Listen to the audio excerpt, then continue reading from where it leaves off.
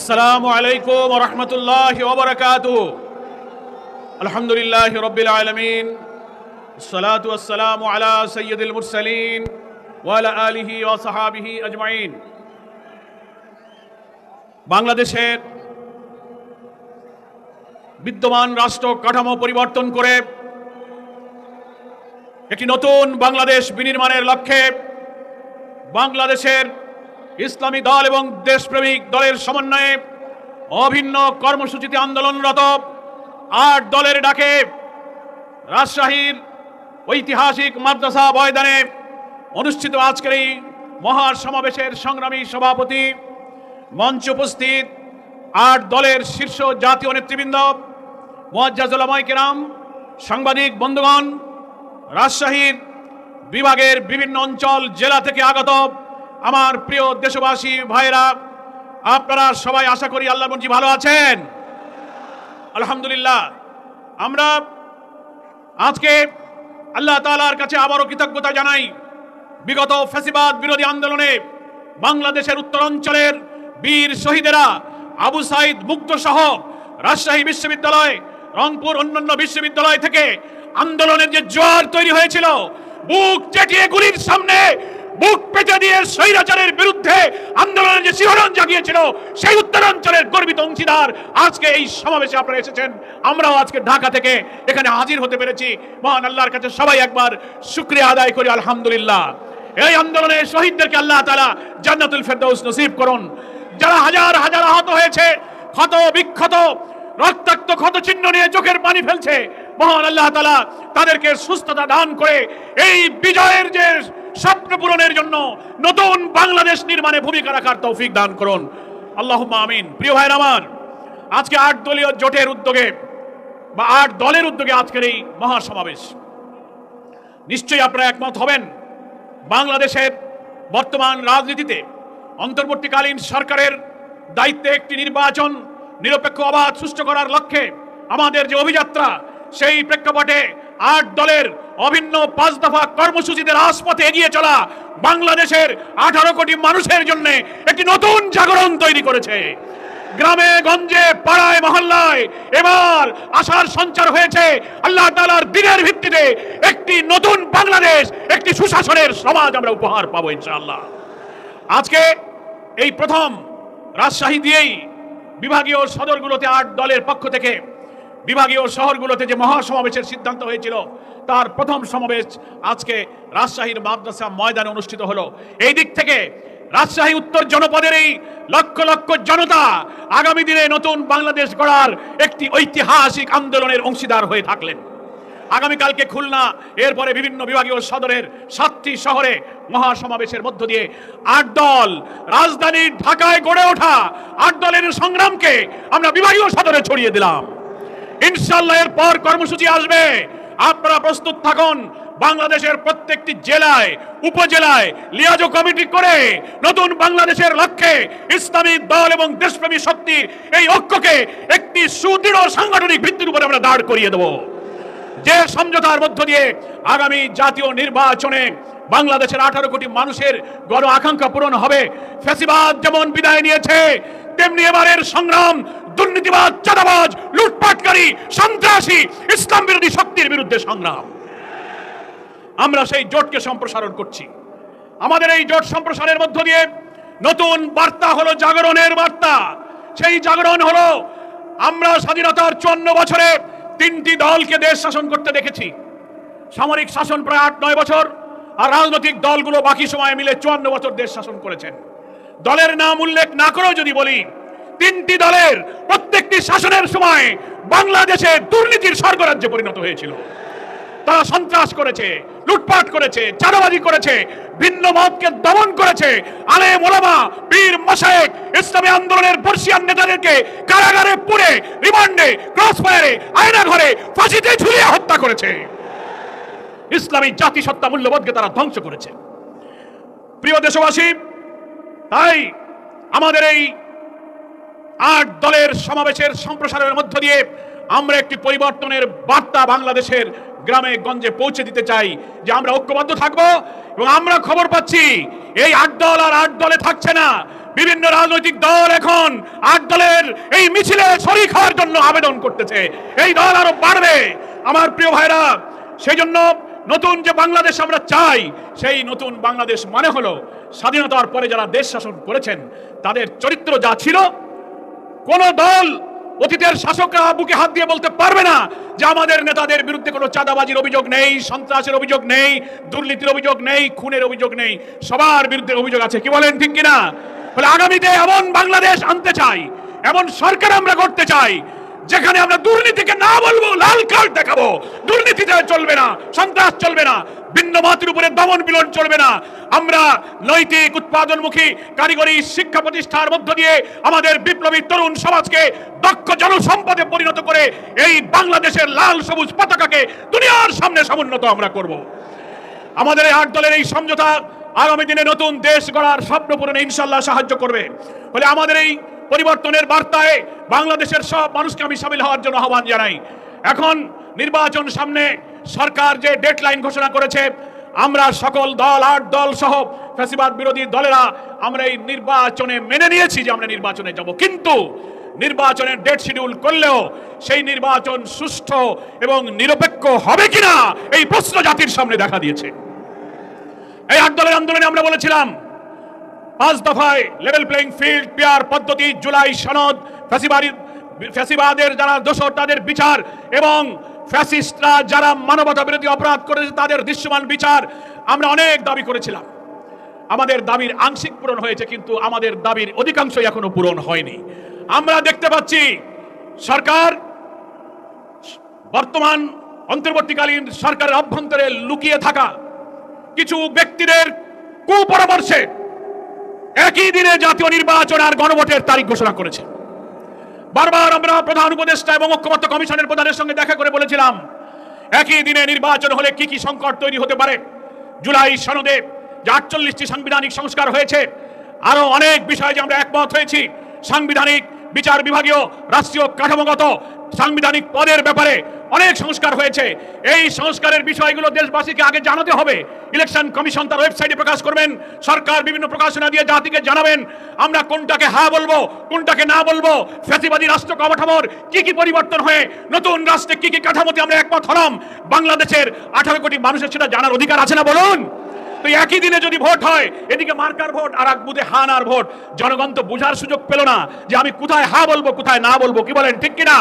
আমরা বলেছিলাম জুলাই জাতীয় সনদকে আইনি ভিত্তি দিতে গেলে একটি সাংবিধানিক আদেশ জারি করতে হবে। আমরা ধন্যবাদ জানাই, সরকার বিলম্বে হলেও সেই জুলাই জাতীয় সনদের সাংবিধানিক আদেশ জারি করেছেন, গেজেট প্রকাশ করেছেন। কিন্তু দুঃখের সাথে আমরা লক্ষ্য করছি সেই গেজেটে একই দিনে গণভোটের কথাও বলেছেন। আমরা সরকারকে বলতে চাই, বাংলাদেশে বহু আইন আপনারা করছেন আর পরিবর্তন করছেন। সরকারের আদেশ, সরকারের তৈরি করা গেজেট, এটা তো ওহির বাণী, কোরআনের বাণী না। এটা আপনারা কারো পরামর্শে করেছেন। এই গেজেটকে পরিবর্তন করতে হবে। এই আদেশ পরিবর্তন করে নির্বাচন সুষ্ঠু করতে গেলে জাতীয় নির্বাচনের আগে আপনি গণভোটের তারিখ আবার ঘোষণা করুন। আমরা 8 দল এবং দেশবাসী সেই দাবি করে যাচ্ছি। আমরা তো বলেছিলাম প্রয়োজনে জাতীয় নির্বাচনের আগে গণভোট কারা চায় আপনি মতামত দিন। অধিকাংশ ভোটারের প্রতিনিধিত্বকারী জনগণ জাতীয় নির্বাচনের আগেই গণভোট চায়। কি বলেন, ঠিক কিনা? আমরা এমন কোন সংকটে সরকারকে ফেলতে চাই না। বহু রক্তের বিনিময়ে অর্জিত নতুন বাংলাদেশের স্বপ্ন ভেঙে যাক তা আমরা চাই না। নিয়মতান্ত্রিক আন্দোলনে আপনাদেরকে বারবার বলে যাচ্ছি, সুযোগ আছে, আপনারা জাতীয় নির্বাচনের আগে এখনো গণভোটের তারিখ পরিবর্তন করুন। তা না হলে একটা বিভ্রান্তির যে ধূম্রজাল আপনারা তৈরি করেছেন, ভোটাররা ভোট কেন্দ্রে কম আসবে, গণভোটে ভোট কম পড়বে, না বুঝে হাতে নাতে সিল মারবে, বুঝতে পারবে না। এই সংকট দূর করার দায়িত্ব সরকারকেই গ্রহণ করতে হবে। প্রিয় দেশবাসী, আজকে তাই আমি এখানে দাবি করতে চাই, গণভোট, এই গণভোট হচ্ছে বিদ্যমান রাষ্ট্রকে সংস্কার করে নতুন রাষ্ট্রের যে স্বপ্ন দেখছি। উল্লেখযোগ্য সাংবিধানিক সংস্কার হয়েছে, আমরা সেখানে স্বাক্ষর করেছি। একটি দল অনেক গুরুত্বপূর্ণ ব্যাপারে নোট অফ ডিসেন্ট এই সংস্কারের তারা বিরোধিতা করেছিল। এখন জনতার এই সম্মতির কাছে তারা নিরুপায় হয়েছে। এখনো ষড়যন্ত্র করছে কি করে ভোটটা পিছায়, কি করে গণভোটটা একদিনে করে হাজারো বলারা তৈরি করা যায়, সংস্কারের সব বিষয়গুলো বানচাল করা যায়। আজকের এই মহাসমাবেশে বলবো, গণভোট আমাদের আগে দাবি থাকলো, যখনই গণভোট হবে আমরা গণভোটে হ্যাঁ এবং না দুইটার ভোট দেবো। কোথায়? হ্যাঁ পক্ষে আমরা ভোট দেবো। কি বলেন, ঠিক কিনা? গণভোটে হাতে ভোট দিতে হবে। সবাই বলুন আমরা হাতে ভোট দেবো। হ্যাঁ মানে হলো ফ্যাসিবাদ বিরোধী রাষ্ট্র নতুন প্রতিষ্ঠার সংগ্রামের পক্ষে ভোট দেওয়া। কি বলেন ঠিক কিনা? হ্যাঁ মানে চাঁদাবাজি সন্ত্রাসের বিরুদ্ধে ভোট দেওয়া। হ্যাঁ মানে উন্নয়নের পক্ষে ভোট দেওয়া। হ্যাঁ মানে দুর্নীতির বিরুদ্ধে সুশাসনের পক্ষে ভোট দেওয়া। কোনো চক্রান্ত করে এই জনগণের ম্যান্ডেটকে নষ্ট করা যাবে না। এই গণভোটের মধ্য দিয়েই জুলাই সনদের আইনি ভিত্তি হবে, তারপরে পার্লামেন্ট হবে, পার্লামেন্টের কনস্টিটিউয়েন্ট একটা পাওয়ার থাকবে, জেনারেল অ্যাসেম্বলির পাওয়ার থাকবে, সেই কনস্টিটিউয়েন্ট পাওয়ার হলে অ্যাসেম্বলিতে গিয়ে এই জুলাই সনদের আইনি রূপ লাভ করবে। এখানে আর কোনো ষড়যন্ত্র বাংলার মানুষ মেনে নেবে না। প্রিয় ভাইরা আমার, আমরা তাই পরিশেষে দেশবাসীর কাছে আহ্বান জানাবো, সরকারকেও বলবো এখনো সুযোগ আছে, আপনি এই গেজেটকে পরিবর্তন করুন, গণভোটকে জাতীয় ভোটের আগে আনুন। লেভেল প্লেইং ফিল্ড এখনো হয়নি। ইচ্ছামতো একটি দলের গোপন ষড়যন্ত্রে অন্য কাউকে ক্ষমতা আনার জন্য ডিসি, এসপি, ইউনো, ওসি ইচ্ছামতো বদলি করে প্রশাসনে আপনারা হাত দিয়ে প্রশাসনকে নষ্ট করে ফেলছেন। নির্বাচনের আগে প্রত্যেক দল যেন অধিকারের প্রাপ্য ক্ষমতায় সমতা অর্জন করতে পারে, প্রশাসন ষড়যন্ত্র করে আমরা শুনতে পাচ্ছি বিভিন্ন জায়গায় নির্বাচনী মিটিংয়ে, ক্যাম্পিংয়ে, মহিলাদের মিটিংয়ে, রাজনৈতিক দল আমাদের জামাত ইসলামীর মহিলা এবং পুরুষদের মিটিংগুলোতে একটি দল হামলা করছেন, মারামারি করছেন, গাড়িতে হামলা করছে, মহিলাদের উপরে হামলা করছে। এই প্রশাসন এখনো যদি বন্ধ করতে না পারে, এদের অধীনে নির্বাচন নিরপেক্ষ হতে পারে না। আইন শৃঙ্খলার চরম অবনতি হয়েছে। আজকে পত্রিকায় এবং অনলাইনে দেখলেন খুলনার আদালত চত্বরে কিছুক্ষণ আগে দিনের বেলায় আদালতে হাজিরা দিয়ে একজন ব্যক্তিরা যাওয়ার পথে সে আদালতের চত্বরে হামলা করে 2 জনকে গুলি করে কুপিয়ে হত্যা করা হয়েছে। যে দেশে প্রকাশ্যে এইভাবে কোর্টের সামনে গুলি করে হত্যা করা হয়, সেই প্রশাসনের দায়িত্বে নির্বাচনের দিন যে ভোট ডাকাতি হবে না, ভোট কেন্দ্রে হত্যা হবে না, আমাদের জানমালকে তারা খুন করে ভোটাধিকার লুট করতে চাইবে না, তার কোনো গ্যারান্টি নাই। স্বরাষ্ট্রমন্ত্রীকে বলবো, প্রধান উপদেষ্টাকে বলবো, লেভেল প্লেইং ফিল্ড, সমতা রক্ষা করুন। সব দল যেন সমান অধিকার পায়। কোন দলকে বড় মনে করবেন, কোন দলকে গোপনে ক্ষমতা আনার স্বপ্ন দেখবেন, মনে রাখবেন ফ্যাসিবাদকে যেভাবে আমরা বিদায় করেছি, কোন দিল্লির ষড়যন্ত্র তাকে ঠেকাতে পারে নাই। আগামীতে যদি ভোট ডাকাতি করে আরেকটি নব্য ফ্যাসিবাদের জন্ম দিতে চান, বাংলার মানুষ বুকে রক্ত দিয়ে তা প্রতিরোধ করবে।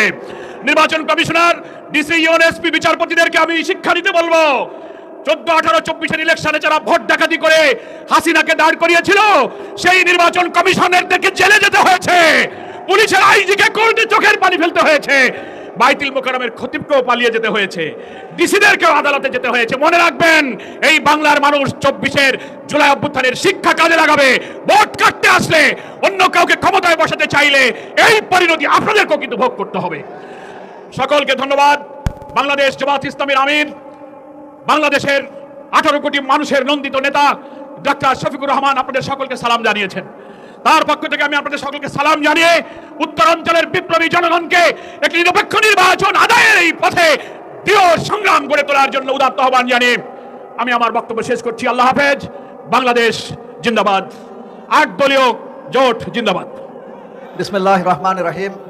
নাহমাদুহু ওয়া নুসাল্লি আলা রাসূলিল কারীম, আম্মা বাদ। বাংলাদেশ জামাত ইসলামী সহ সমমনা 8 দলীয় ঐক্য জোটের আজকের বিভাগীয় সম্মেলনের উপস্থিত কেন্দ্রীয় এবং স্থানীয় নেতৃবৃন্দ, সম্মানিত রাজশাহীবাসী, মিডিয়া কর্মীবৃন্দ এবং আইন শৃঙ্খলা রক্ষাকারী বাহিনীর সদস্যবৃন্দ, আসসালামু আলাইকুম রহমতুল্লাহ বারাকাতু। আমরা আজকে মাঠে নেমেছি 5 দফা দাবি আদায়ের জন্য। আমরা বলেছি আমরা জুলাই সনদের বাস্তবায়ন চাই। এটা একটা জাতীয় দাবি। জুলাই সনদ যদি বাস্তবায়ন না হয়, তবে এত ত্যাগ, এত রক্ত, এত কোরবানি বৃথা দেবে। তাই সম্মানিত ভাইরা, আমরা আজকে সকলকে অনুরোধ জানাতে চাই, যারা কর্তা ব্যক্তি আছেন তাদের কাছে আমরা আবেদন জানাই, আপনারা অবিলম্বে জুলাই সনদ বাস্তবায়ন করুন এবং জাতীয় সংসদ নির্বাচনের পূর্বে গণভোট প্রদান করুন। একই দিনে জাতীয় সংসদ নির্বাচন এবং গণভোট জনমনে বিভ্রান্তির সৃষ্টি করবে। এজন্য আমরা চাই জাতীয় সংসদ নির্বাচনের পূর্বে গণভোট, এবং এই গণভোটের মাধ্যমে যে সমস্ত বিষয় ফয়সালা হবে তারই ভিত্তিতে আগামীতে জাতীয় সংসদ এবং সরকার পরিচালিত হবে। সম্মানিত ভাইরা, আমরা চাই লেভেল প্লেইং ফিল্ড। ইতিমধ্যে আপনারা দেখেছেন বিভিন্ন জায়গায় বাংলাদেশ জামায়াতে ইসলামীর প্রার্থীদের যে সমস্ত প্রচার আছে, প্রচারের যে সমস্ত ব্যানার আছে, বিলবোর্ড আছে, সেগুলো নামিয়ে ফেলা হচ্ছে। আজকে পোস্টারের উপর পোস্টার মারা হচ্ছে। মহিলা কর্মীদেরকে অসম্মান করা হচ্ছে, অশালীন ব্যবহার করা হচ্ছে। এই অবস্থা চলতে থাকলে কখনোই নির্বাচন সুষ্ঠু এবং শান্তিপূর্ণ হবে না। এই জন্য আমরা বলি লেভেল প্লেয়িং ফিল্ড তৈরি করতে হবে। সম্মানিত ভাই বোনেরা, আসুন আমরা দুর্বার আন্দোলন গড়ে তুলি। আগামীতে আমরা যে ত্যাগের বিনিময়ে, কোরবানির বিনিময়ে আমরা নতুন বাংলা থেকে স্বপ্ন দেখছি, সেটাই যেন বাস্তবায়িত হয়। সব শেষে সকলকে ধন্যবাদ জানিয়ে আগামী দিনের বৃহত্তর আন্দোলনের আহ্বান জানিয়ে শেষ করছি। আল্লাহ হাফেজ। আসসালামু আলাইকুম রহমতুল্লাহ বারাকাতু। আসসালামু আলাইকুম রহমতুল্লাহ। বিসমিল্লাহির রহমানির রহিম। আলহামদুলিল্লাহ রাব্বিল আলামিন। আসসালাতু ওয়াসসালামু আলা রাসূলিল কারীম ওয়া আলা আলিহি ওয়া সাহবিহি আজমাইন। আজকের এই জুলাই জাতীয় সনদ বাস্তবায়ন আদেশ জারি, এই আদেশের পক্ষে গণভোট সহ 5 দফা দাবিতে আন্দোলনরত 8 দলের সভা অনুষ্ঠিত হচ্ছে। সম্মানিত উপস্থিত সংগ্রামী জনতা, আমাদের বর্তমান সরকার, অন্তর্বর্তীকালীন সরকার জুলাই সনদ মেনে নিয়েছেন, কিন্তু তিনি আদেশ জারি করতে পারছেন না। এজন্যই গণভোট দিয়ে জনগণের অনুমোদন নিতে হবে। আপনি নির্বাচন যদি সুষ্ঠুভাবে করতে চান, অবশ্যই গণভোট দিয়ে জাতীয় জুলাই সনদকে গ্রহণযোগ্য করুন। জনগণের জন্য আগামী নির্বাচন হতে হবে সুষ্ঠু সুন্দর নির্বাচন, যে নির্বাচনে জাতি ইচ্ছা মতো তাদের প্রতিনিধি এবং পার্লামেন্ট গঠন করবে। সংগ্রামী জনতা, আজকে বর্তমান সরকার, অন্তর্বর্তীকালীন সরকার, তিনি আগুন নিয়ে খেলছেন। একই দিনে দুটি নির্বাচন একসাথে হতে পারে না, জাতীয় নির্বাচন এবং একই সাথে গণভোট। এটি জাতির সাথে একটি প্রহসন ছাড়া কিছু নয়। জনগণ জাতীয় নির্বাচন নিয়ে ব্যস্ত থাকবে, গণভোটের বিষয়টি তাদের মাথায় থাকবে না। এই জন্য আমরা বলতে চাই, আপনি জনগণের মানসিকতা বুঝেন, জনগণের বক্তব্য বুঝেন। এই মুহূর্তে আপনাকে অনতিবিলম্বে গণভোট দিয়ে সমস্যার সমাধান করতে হবে। সংগ্রামী জনতা, আমাদের আন্দোলন অব্যাহত থাকবে। এই আন্দোলনের ফলে আমাদের দাবি আমরা বাস্তবায়ন করে ছাড়বো ইনশাআল্লাহ। আসসালামু আলাইকুম রহমতুল্লাহ। এই পর্যায়ে মোস্তাকুর রহমান জাহিদকে তার বক্তব্য নিয়ে আসার জন্য অনুরোধ করছি। আলহামদুলিল্লাহি রাব্বিল আলামিন, আসসালাতু ওয়াসসালামু আলা রাসূলিল কারীম ওয়া আলা আলিহি ওয়া সাহবিহি আজমাইন। রব্বি ইশরাহ লি সাদরি ওয়া ইয়াসসির লি আমরি ওয়াহলুল উকদাতাম মিন লিসানি ইয়াফকাহু কওলি। আজকের এই ঐতিহাসিক সমাবেশে উপস্থিত আয়োজকবৃন্দ, 8 দলের বিভিন্ন পর্যায়ের নেতৃবৃন্দ এবং আমার সামনে উপবিষ্ট সম্মানিত তৌহিদি জনতা, সবাইকে আমার সালাম জানাচ্ছি। আসসালামু আলাইকুম ওয়া রাহমাতুল্লাহ। আজকের এই সমাবেশ জুলাই সনদ বাস্তবায়নের জন্য হলেও আজকের এই সমাবেশ প্রমাণ করে, কাফেরদের যতই জ্বালাপোড়ার কারণ হোক, বাতিল জনশক্তির যতই জ্বালাপোড়ার কারণ হোক, ইসলাম এবং ইসলামকে ভালোবাসার জনশক্তিরা, ইসলাম এবং ইসলামকে ভালোবাসার মানুষেরা যদি এক হয়, তাহলে এই দেশে অবশ্যই ইসলামী বিপ্লব হবে ইনশাআল্লাহ। সম্মানিত ভাইরা, আমরা জানি আল্লাহ তাআলা বলেছেন, আল্লাহু মুতিম্মু নূরিহিম ওয়ালাউ কারিহাল কাফিরুন। কাফেরদের যতই জ্বালাপোড়ার কারণ হোক, আল্লাহ তার নূরকে অবশ্যই উচ্চকিত করবে ইনশাআল্লাহ। সম্মানিত ভাইরা, আজকে জুলাই সনদ বাস্তবায়নের জন্য আমরা বলি, আমাদেরকে বিভিন্ন রকম আইন দেখানো হয়। তারা তাদের আগের রাজনীতি আর চালাতে পারবে না বলেই জুলাই সনদ বাস্তবায়ন করতে গড়িমাসি করে। তারা যদি আমাদের আইন বাস্তবায়ন করতে না দেয়, তারা যদি বিভিন্ন রকম দুনিয়াবি আইন দেখায়, তাহলে আমরা বলবো, মোরা মানি নাকি কোনো আইন, মোরা ভরাতরি করি ভরাডুবি, মোরা ভীম ভাসমান মাইন। সম্মানিত ভাইরা, আমরা সবাই মিলে এভাবে ইসলামের পক্ষে ঐক্যবদ্ধ থেকে আমাদের দেশকে গড়ে তোলার জন্য প্রয়াস চালাবো তো ইনশাআল্লাহ। ওমা তৌফিক ইল্লা বিল্লাহ। আসসালামু আলাইকুম রহমতুল্লাহ। আসসালামু আলাইকুম রহমতুল্লাহ। সমমনা আন্দোলনরত 8 দল কর্তৃক আয়োজিত রাজশাহী বিভাগীয় সমাবেশের সংগ্রামী উপস্থিত নেতৃবৃন্দ, সমবেত রাজশাহীবাসী, সাংবাদিক বন্ধুগণ, শহীদ পরিবারের সম্মানিত সদস্যবৃন্দ, সবাইকে জানাই সংগ্রামী শুভেচ্ছা, অভিনন্দন, সালাম। সংগ্রামী ভাই বন্ধুগণ, 5 দফা দাবি আদায়ের লক্ষ্যে আন্দোলনরত 8 দল বিভিন্ন কর্মসূচি দিয়ে দাবি আদায়ের জন্য সংগ্রাম চালিয়ে যাচ্ছে। আমরা পরিষ্কার করে বলতে চাই, অবিলম্বে গণভোট দিতে হবে। জাতীয় নির্বাচন এবং গণভোট একদিনে করার কোনো সুযোগ নেই। জাতীয় নির্বাচনের আগেই গণভোট দিতে হবে। আগামী নির্বাচনকে সামনে রেখে লেভেল প্লেইং ফিল্ড নিশ্চিত করতে হবে। আইন শৃঙ্খলা বাহিনী এবং জনপ্রশাসনের নিরপেক্ষ ভূমিকা নিশ্চিত করতে হবে। যারা খুন করেছে, আহত করেছে, বিগত 17.5 বছরে জুলুম নির্যাতন নিষ্পেষণের স্টিম রোলার চালিয়েছে, সেই খুনি হত্যাকারীদের বিচার নিশ্চিত করতে হবে। আমরা বলেছি, পিয়ার পদ্ধতির মাধ্যমে আগামী দিনে নির্বাচন দিতে হবে। উচ্চ কক্ষে পিয়ার পদ্ধতিকে জুলাই সনদে সংযোজন করা হয়েছে। আমরা পরিষ্কার করে বলতে চাই, সন্ত্রাস মুক্ত, চাঁদাবাজ মুক্ত, দুর্নীতি মুক্ত, ফাঁসিবাদ মুক্ত নতুন বাংলাদেশ যদি প্রতিষ্ঠা করতে হয়, জুলাই আগস্টের চেতনা যদি বাস্তবায়ন করতে হয়, যদি শহীদদের স্বপ্ন বাস্তবায়ন করতে হয়, তাহলে আগামী দিনে জাতীয় নির্বাচন পিয়ার পদ্ধতির মাধ্যমে দিতে হবে। আমরা 5 দফা দাবি আদায়ের লক্ষ্যে আমাদের যে কর্মসূচি চলছে, আসুন সেই কর্মসূচিকে সফল করার পাশাপাশি আমরা ঐক্যবদ্ধ হই।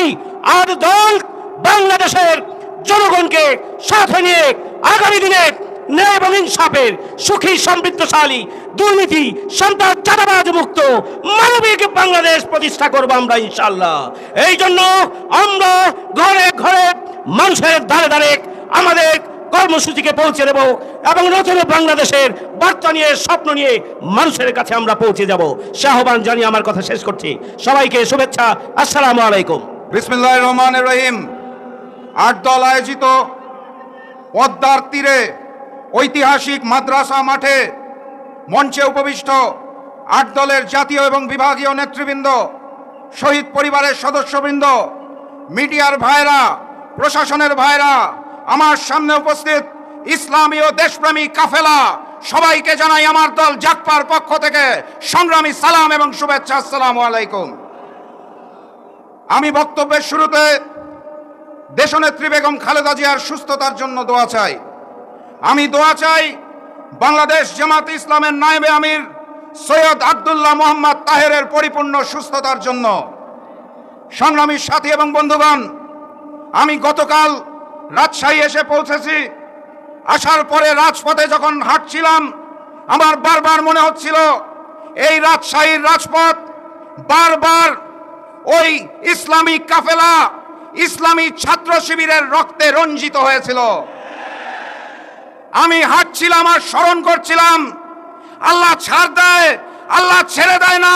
রাকসুর নির্বাচনে প্রমাণ হয়ে গেছে এই দেশ ইসলামের দেশ।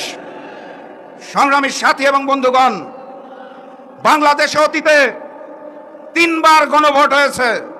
জাতীয় নির্বাচনের দিন গণভোট আয়োজন করার কোনো ইতিহাস বাংলাদেশে নাই। প্রধান নির্বাচন কমিশনার দায়িত্ব নেওয়ার পরে মিডিয়ার সামনে স্পষ্ট ভাষায় বলেছেন, একই দিনে জাতীয় নির্বাচন এবং গণভোট আয়োজন করা আমাদের জন্য অত্যন্ত চ্যালেঞ্জের বিষয়। যারা আয়োজন করবে সেই নির্বাচন কমিশনার বুঝে গেছেন, কিন্তু দুর্ভাগ্য ওই বিএনপি বুঝতে পারে নাই। বাংলাদেশের জনগণ বুঝে গেছে, কিন্তু দুর্ভাগ্য ওই অন্তর্বর্তী সরকার নাকি এখনো বুঝতে পারে নাই। ওই অন্তর্বর্তী সরকার গণহত্যাকারী আওয়ামী লীগকে চিনে তাদের কার্যক্রম নিষিদ্ধ করেছে, কিন্তু গণহত্যাকারী আওয়ামী লীগের কার্যক্রমকে বৈধতা দেওয়া জাতীয় পার্টি আর 14 দলকে এখনো চিনতে পারে নাই। কথাবার্তা পরিষ্কার, এখনো সময় আছে। জাতীয় নির্বাচনের পূর্বে গণভোটের আয়োজন করুন। আওয়ামী লীগের মতোই 14 দল এবং জাতীয় পার্টির কার্যক্রম নিষিদ্ধ ঘোষণা করুন। আমি আমার নির্বাচনী এলাকা পঞ্চগড়ে এই বিভাগীয় সমাবেশের 8 দলের পোস্টার লাগাচ্ছিলাম বিগত কয়েকদিন। আমরা এক পাশ দিয়ে লাগাই, আরেক পাশ দিয়ে চান্দা পার্টি পোস্টার ছিঁড়ে। আমি চান্দা পার্টিকে বলতে চাই, ডাক্তার শফিকুর রহমান, পীর সাহেব চরমনাই, আল্লামা মামুনুল হক সহ 8 দলের নেতৃবৃন্দের ছবি এবং নাম পোস্টার থেকে ছিঁড়তে পারবেন, মানুষের মন থেকে মুছে দিতে পারবেন না।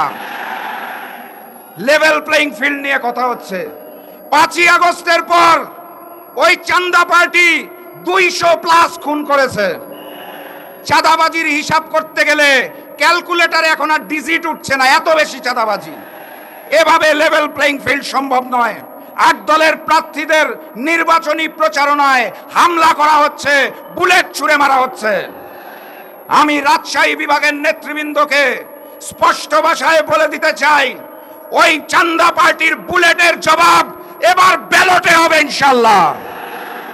গণভোটে হ্যাঁ বলো, 8 দলের প্রতীকে সিল মারো। গণভোটে হ্যাঁ বলো, 8 দলের প্রতীকে সিল মারো। এই পদ্মার প্রমত্ত পদ্মার পানি নাই, ভারতীয় আধিপত্যবাদ। আমি শুধু স্লোগান ধরতে চাই, যেই স্লোগানে ওই হিন্দুস্তানের বুক কাঁপে, যেই স্লোগানে পুরাতন জালিমদের বুক কাঁপে, যেই স্লোগানে নতুন করে সৃষ্টি হওয়া জালিমদের বুক কাঁপে, সেই স্লোগান আপনাদের সাথে একাত্মতা ঘোষণা করতে চাই।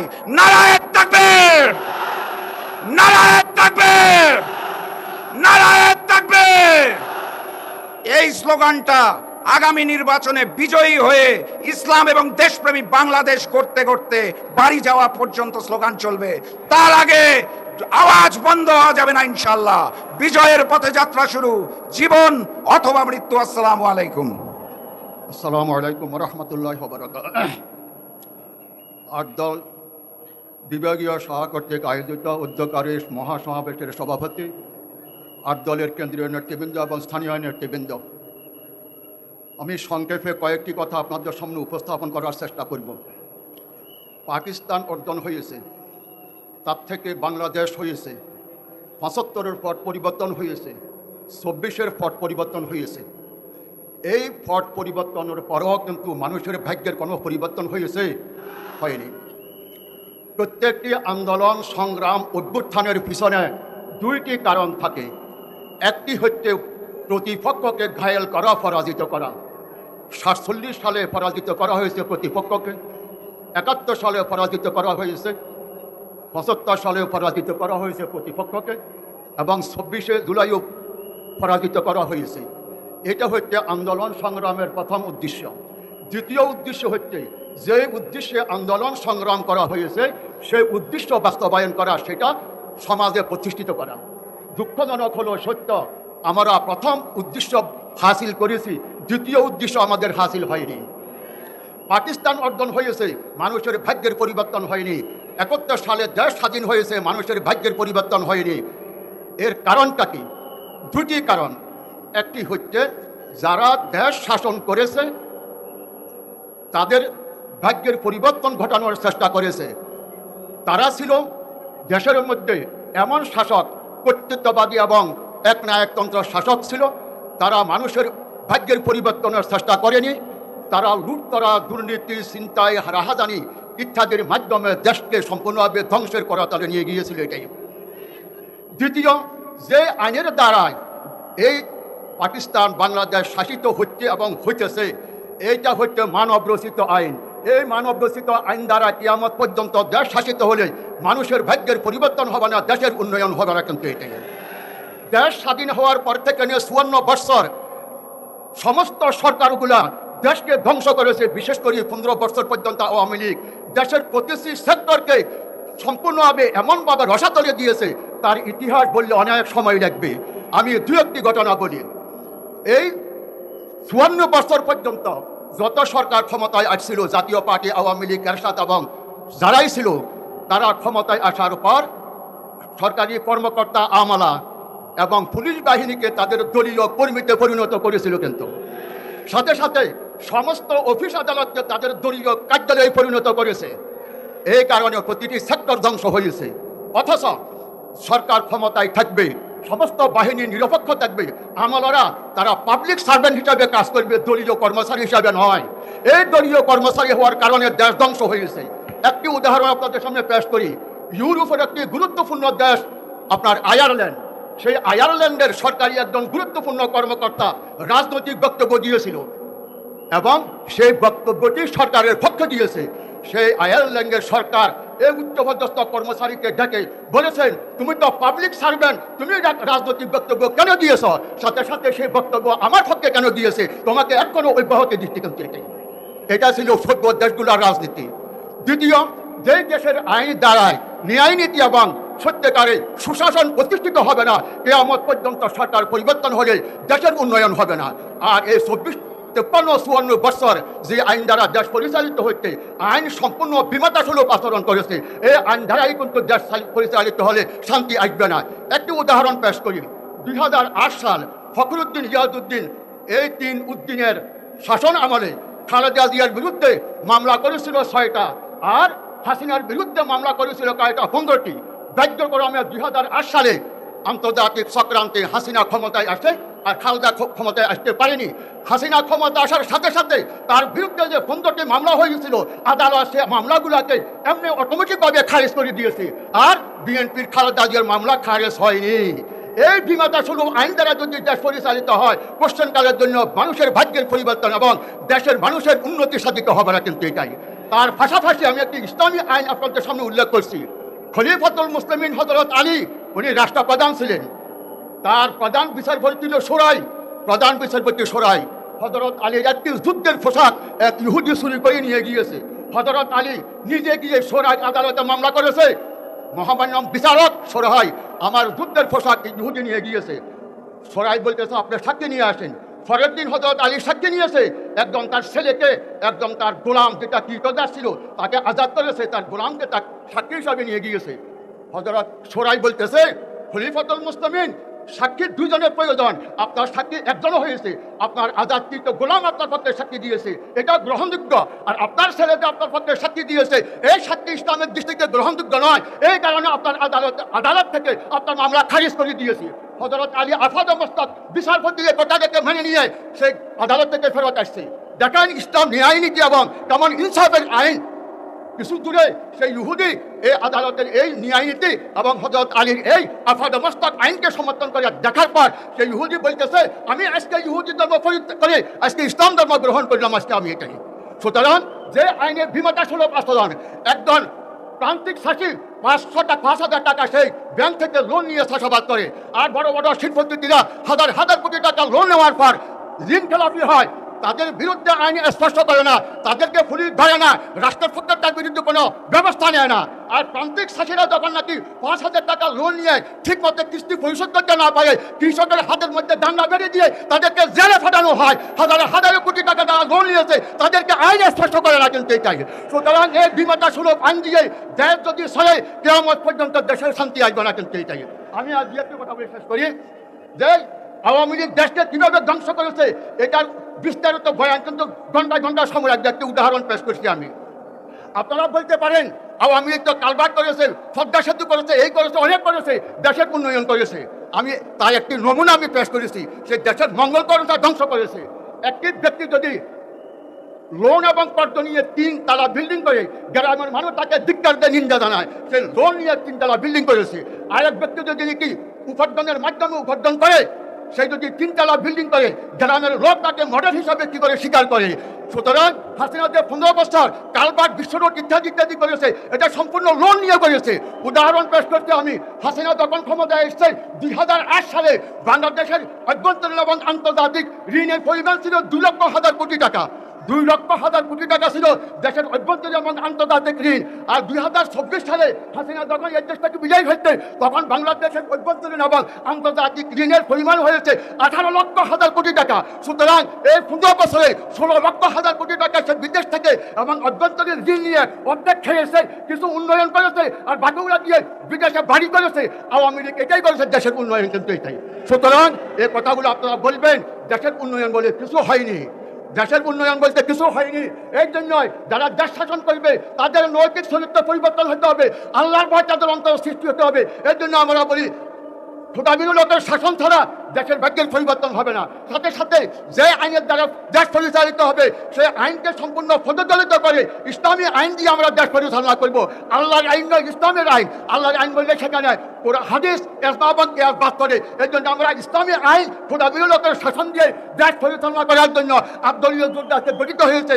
গ্রামে গঞ্জে নিজের পরিবার, আত্মীয় স্বজন সবাইকে নিয়ে আপনারা সামনে আব্দলীয় যুদ্ধে বিজয়ী করে সত্যিকারের দেশের পরিবর্তনের জন্য, ইনসাফ প্রতিষ্ঠার জন্য সহযোগিতা করবেন। এই আহ্বান জানিয়ে আমার বক্তব্য শেষ করছি। আসসালামু আলাইকুম।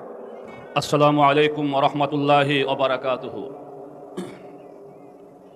5 দফা দাবিতে 8 দল কর্তৃক আয়োজিত আজকে রাজশাহী বিভাগীয় সমাবেশের সংগ্রামী সভাপতি, উপস্থিত জাতীয় নেতৃবৃন্দ, আপনারা এতক্ষণ গুরুত্বপূর্ণ বক্তব্য শুনছিলেন।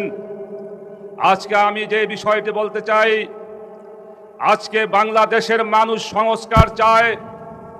আজকে বাংলাদেশের মানুষ জাতীয় নির্বাচনের আগে গণভোট চায়। কিন্তু আমরা লক্ষ্য করেছি একটি দল বারবার আমাদের সংস্কার কার্যক্রমে বাধাগ্রস্ত করতেছে।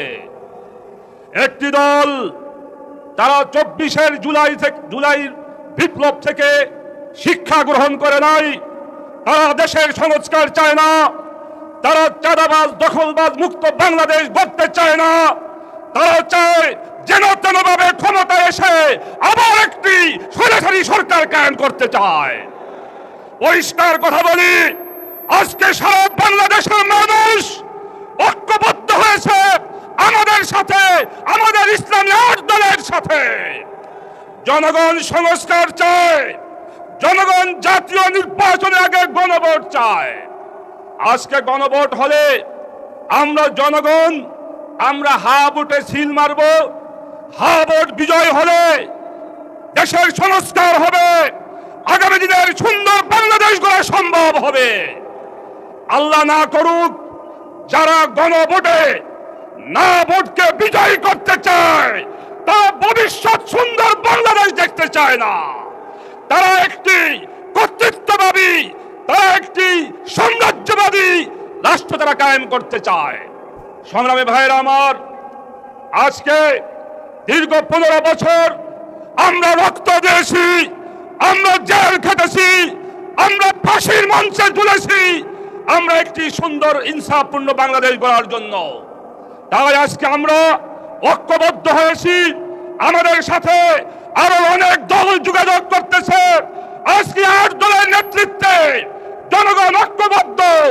ইনশাআল্লাহ যদি আপনারা ঐক্যবদ্ধ থাকেন, আগামীর বাংলাদেশ হবে ইসলামের বাংলাদেশ, আগামীর বাংলাদেশ হবে সৎ লোকের বাংলাদেশ, আগামীর বাংলাদেশ হবে ইনসাফের বাংলাদেশ।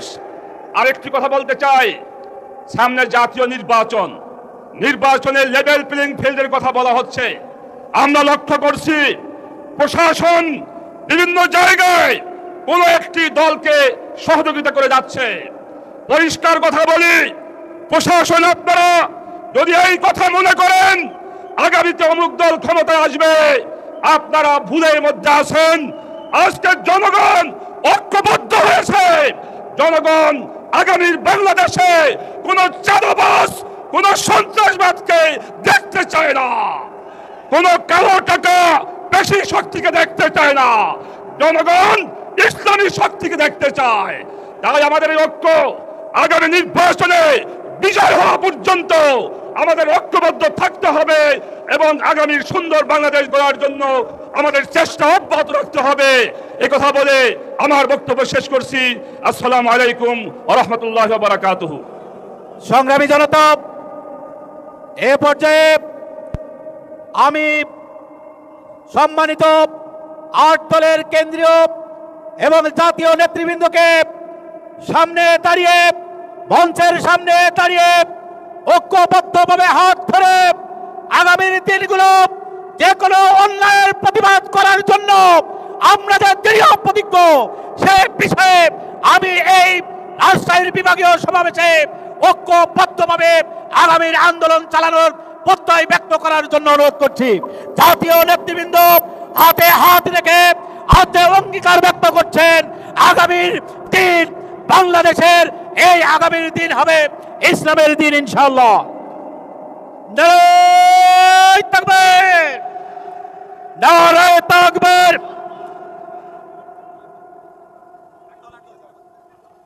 লিল্লাহি তাকবীর।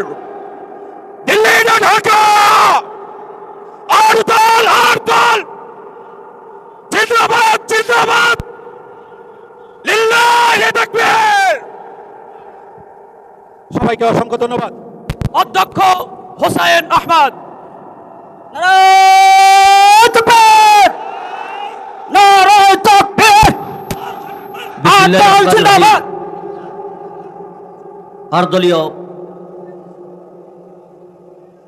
আজকের বিভাগীয় সমাবেশে কেন্দ্রীয় নেতৃবৃন্দ, উপস্থিত বিভিন্ন জেলা থেকে আগত আমার সহযোদ্ধা বন্ধুগণ, সাংবাদিক ভাইয়েরাম, আমরা সকলেই জানি আজকে এখানে যেই অতিথিবৃন্দ আলোচনা করেছেন, আমরা সেই আলোচনাগুলোর জন্য সকলেই আগামী দিনে আমরা পালন করতে পারি সেই কথা ব্যক্ত করছি। আর আমরা এই 54 বছর আমরা দেখেছি এই দেশে স্বৈরাচার অতীত হয়েছে, আমরা দেখেছি দুর্নীতির চ্যাম্পিয়ন হতে দেখেছি, আবার দেখেছি ফ্যাসিস্ট দেখেছি। আগামী দিনে ফ্যাসিস্ট দেখতে চাই না, আগামী দিনে স্বৈরাচার দেখতে চাই না। আগামী দিনে মানুষ তাদের অধিকার ফিরে পেতে চায়। অথবা আগামী দিনে সংগ্রাম হবে ইসলামের বিজয়ের সংগ্রাম, আগামী দিনে সংগ্রাম হবে মানুষের মুক্তির সংগ্রাম। অতএব শপথ নিতে থেকে আগামী দিনে পাড়ায় মহল্লায় আত্মারের স্লোগান চলবে, ইসলামের বিজয়ের স্লোগান কথা ঠিক না ব্যাপী। অতএব আজকের এখান থেকেই এই সমাপনী এই অনুষ্ঠান থেকে আপনাদের সকলকে, সাংবাদিক বন্ধুগণ এবং বিভিন্ন জেলা থেকে আগত সকল বন্ধুগণ, সকল প্রশাসনের ভাইয়েরা, সকলকে আমি অভিনন্দন মোবারকবাদ জানাচ্ছি এবং পি সাহেব তার পক্ষ থেকে সালাম ও অভিনন্দন জানিয়ে আজকে এখানে সমাপ্তি ঘোষণা করছি। আল্লাহ হাফিজ।